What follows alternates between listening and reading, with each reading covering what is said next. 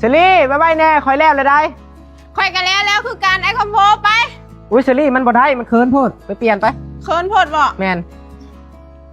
แล้วไอ้คอมโพไปมันบ่ได้เชอรี่เสือเคินโพดทั้งเสือทั้งส่งน่ะไปเปลี่ยนใหม่ไปเลยบ่ได้ว่าเปลี่ยนบ่ได้ไปเปลี่ยนรถ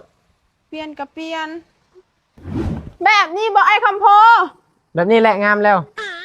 บ่ไหนมันปกปิดมืดอันนี้นะแบบนี้เลยคนยังบ่เห็นมาขึ้นรถไปยับเข้ามาอีกจนเจ้าสิตกยับเข้ามาพอบ่ไปฮอดแล้วเชอรี่ฮอดแล้วไอ้แมนนี่ฮันเพื่อน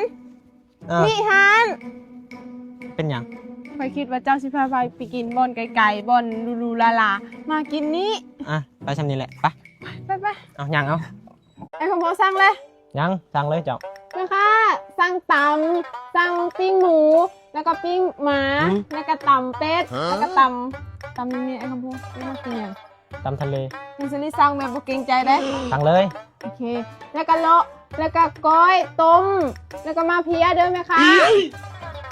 ป้าคือมาสั่งลายแต่ว่ามาสองคนสิกินเบิดแล้วเนาะจะว่าอย่างไอ้คอมโพบ่มียังนั่นค่ะมาหอดแล้วไอ้คอมโพกินเชอรี่จะสั่งมาลายเป็นจะประหยัดตัวบวมบ่โอ้ยอิ่มเลยไอ้คอมโพเมื่อสั่งเชอรี่ค่าอาหาร600,000ได้จ่ายกันคนละครึ่งเด้อฮะบ่แม่นว่าเจ้าจ่ายทีเดียวก็บ่แล้วกินก็กินน้ำกันเงินมันสิ่งสำคัญความสัมพันธ์ยังอยู่คือเก่า